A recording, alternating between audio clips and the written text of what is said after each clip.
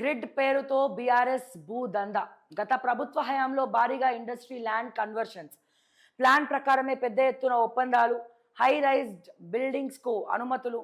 బాలానగర్లో ఓ మాజీ ఎమ్మెల్యేకు 8 ఎకరాలు, ఉప్పల్లో మరో మాజీకి 4 ఎకరాలు, హఫీజ్పేట ఏరియాలో ఓ నేతకు 6 ఎకరాలు, ఆరాంఘర్ కటేదాన్లో బినామీకి 5 ఎకరాలు, మౌలాలిలో 4 ఎకరాలు. వివరాలన్నీ బయటపెట్టేందుకు సర్కార్ రెడీ. గులాబీ లీడర్లు బినామీలకు ప్రయోజనం. అబ్బబ్బబ్బబ్బబ్బా, ఎరుక్కపోయి ఇరుక్కపాయే మారేవంతన్నా. మరి అప్పనంగా నానక్రామ్ కూడా దాన్ని ఏమంటారండి, వెస్టర్న్ కన్స్ట్రక్షన్స్ కట్టిరు కదా. నేను పోయాడ స్టోరీ చేసిన కదా. వెస్టర్న్ కన్స్ట్రక్షన్స్ కట్టింది ఓలు సుదర్శన్ రెడ్డి, పార్ట్నరు రంజిత్ రెడ్డి. ఈ రంజిత్ రెడ్డి ఎవరు? బీఆర్ఎస్ కా నేత. కేటీఆర్ రంజిత్ రెడ్డి కలిసి దందాలు చేసిరు, బహిరంగంగా ల్యాండ్ గ్రాబింగ్లు చేసిరు. బీఆర్ఎస్ హయాంలో టీఎస్ఐఎస్కి సంబంధించినటువంటి భూములను, టీఎస్ఐఎస్కి సంబంధించినటువంటి భూములు మా బిడ్డలు బాగుపడాలని చెప్పి, ఇండస్ట్రీస్ కోసము ఉద్యోగాలు వస్తాయి తెలంగాణ బిడ్డలకు అని చెప్పి, ఆ పుప్పాలగూడ నానక్రామ్గూడ దగ్గర ఉన్నటువంటి కొంతమంది రైతులు ఇండస్ట్రీస్కి వాళ్ళ భూములను దారదత్తం చేస్తే, ఆ భూములల్లా వెస్టర్న్ కన్స్ట్రక్షన్స్ ఎవడబ్బా సొమ్మని కట్టిండ్రు.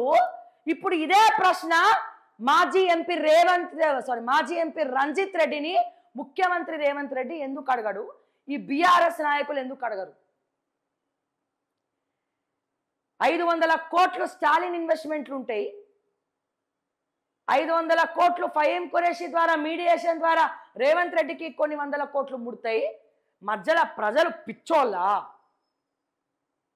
ఇండస్ట్రీస్కి సంబంధించినటువంటి భూములు ఎట్లా వెస్టర్న్ కన్స్ట్రక్షన్స్? మరి యాక్షన్ తీసుకోండి రంజిత్ రెడ్డి మీద. ఈ బీఆర్ఎస్ నాయకులు ఎవడెవడైతే దీంట్లో వేలు పెట్టిన ల్యాండ్ గ్రాబర్లు ఉన్నారో, ఈ ల్యాండ్ గ్రాబర్తో కలిపి బడా ల్యాండ్ గ్రాబర్ హైనా आपके पास कौन है? మాజీ ఎంపీ రంజిత్ రెడ్డి హే. ఎట్లనయ్యా నువ్వు ఇండస్ట్రీస్కి సంబంధించిన భూములల్లా భారతదేశంలోనే అతిపెద్ద బిల్డింగ్ ఎట్లా కట్టినావు, ఎట్లా కడుతున్నావు, ఎవడి పర్మిషన్లతో కడుతున్నావు? దీంట్లో ఐఏఎస్ అరవింద్ కుమార్ ఎన్ని కోట్లు మెక్కిండు, అప్పుడున్న అడ్వకేట్ జనరల్ ఎన్ని కోట్లు మెక్కిండు, ఇప్పుడున్న ముఖ్యమంత్రి చూసి చూడకుండా నన్ను వదిలేవే.